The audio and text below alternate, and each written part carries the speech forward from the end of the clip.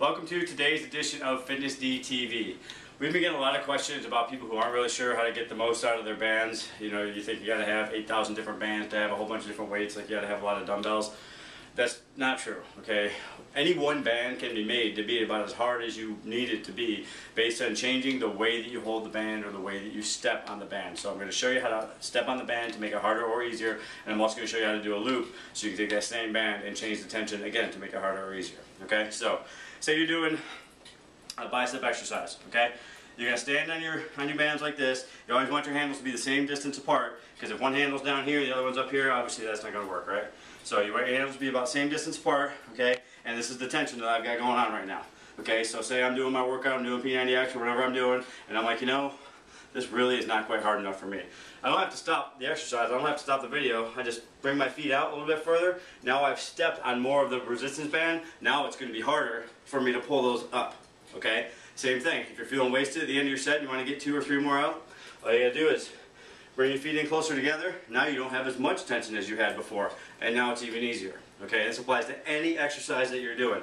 The wider apart your feet are on that band, the harder it is. The closer they are, the easier it is. I mean, look at back rows. Check this out.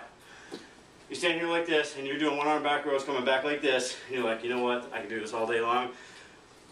Step on more of that band so your foot is closer to the handle, and now look how hard it is. Okay, same band. I haven't changed colors, I haven't changed anything. All it changes is where you're standing on it, okay? The other way to do it, if you're not standing on it, is to make a loop.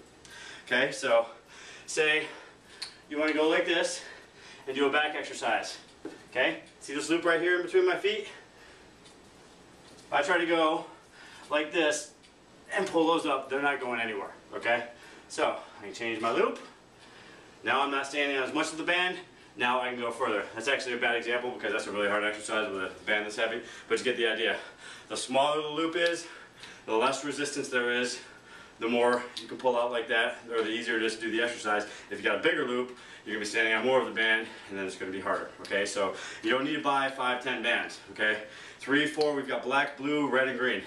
And that works for me, and it also works for Shanna, and we don't need any more bands. That's it. Our entire household, we got 2 bands, or 4 bands, 2 each, and that's plenty. Okay, so widen your feet, make it harder. Bring your feet together, make it easier. Smaller loop makes it easier. Bigger loop makes it harder. It's just that simple. Okay, try to keep it simple, save some money, get results. All right, that's it for today on Fitness D TV.